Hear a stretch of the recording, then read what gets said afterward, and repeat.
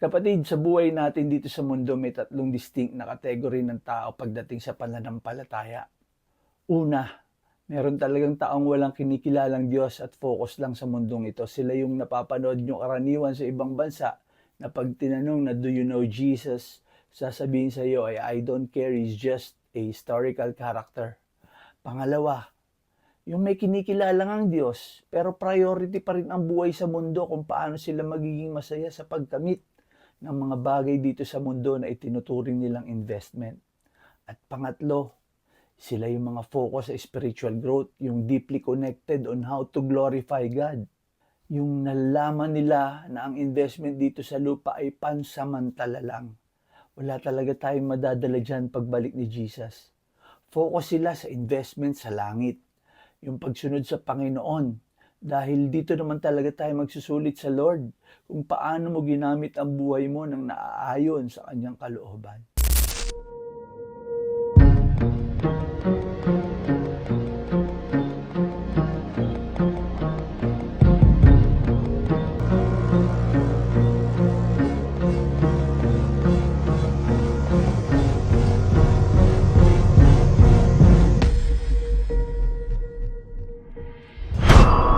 Psalm 29 verse 2.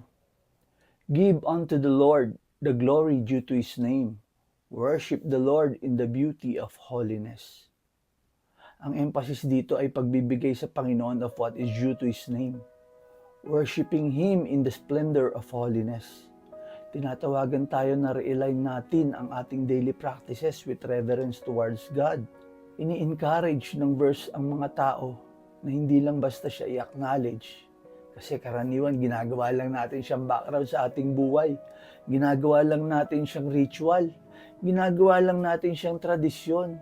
Pero hindi mo talaga binibigay sa Kanya ang glory due to His name. Ang pagsunod na nararapat. Ang tamang pag-worship sa Kanya in the beauty of holiness.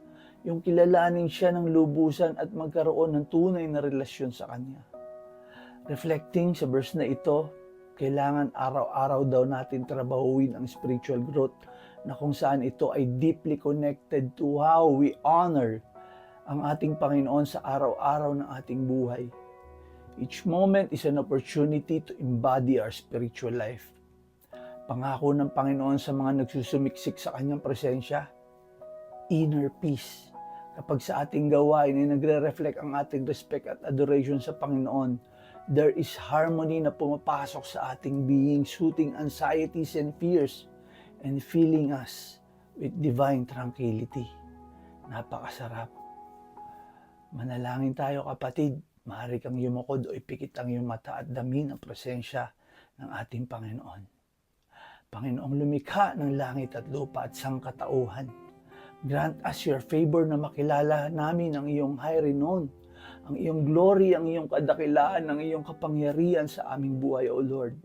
Tulungan mo kaming purihin ka sa aming buhay sa araw-araw. Maramdaman ka namin hindi lang sa panalangin, kundi sa araw-araw naming pamumuhay.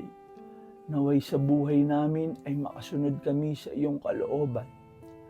Guide us to grow spiritually sa bawat araw ng aming buhay as we learn to live in reverence of your name.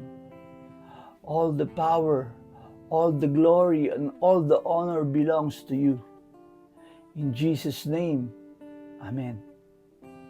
Salamat kapatid. Kita ulit tayo bukas.